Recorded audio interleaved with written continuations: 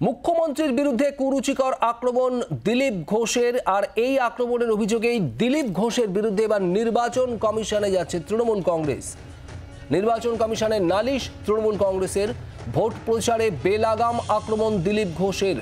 নির্বাচন কমিশনে চিঠি দিয়ে এই বিষয়ে নালিশ জানালো তৃণমূল কংগ্রেস।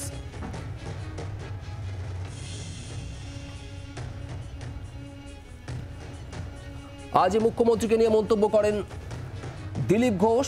বিজেপির প্রাক্তন রাজ্য সভাপতি, বর্ধমান দুর্গাপুরে বিজেপির লোকসভা নির্বাচনের প্রার্থী দিলীপ ঘোষ আজ মুখ্যমন্ত্রীর সম্প্রতি আহত হওয়ার প্রসঙ্গ, বাড়িতে পড়ে গিয়ে চোট পাওয়ার প্রসঙ্গ, সেই প্রসঙ্গ তুলে কটাক্ষ করেন।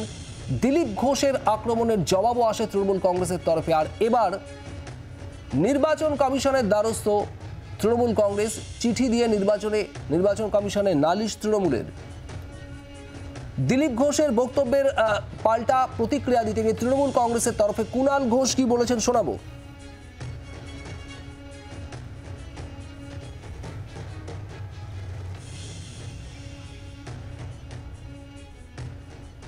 ছি দিলীপ ঘোষ, ছি।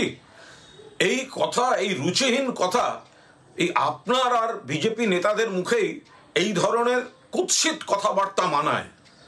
কি চাইছেন আপনারা? জনগণের সমর্থন নিয়ে মমতা বন্দ্যোপাধ্যায় মুখ্যমন্ত্রী, জননেত্রী। জনগণ আপনাদের দিকে নেই।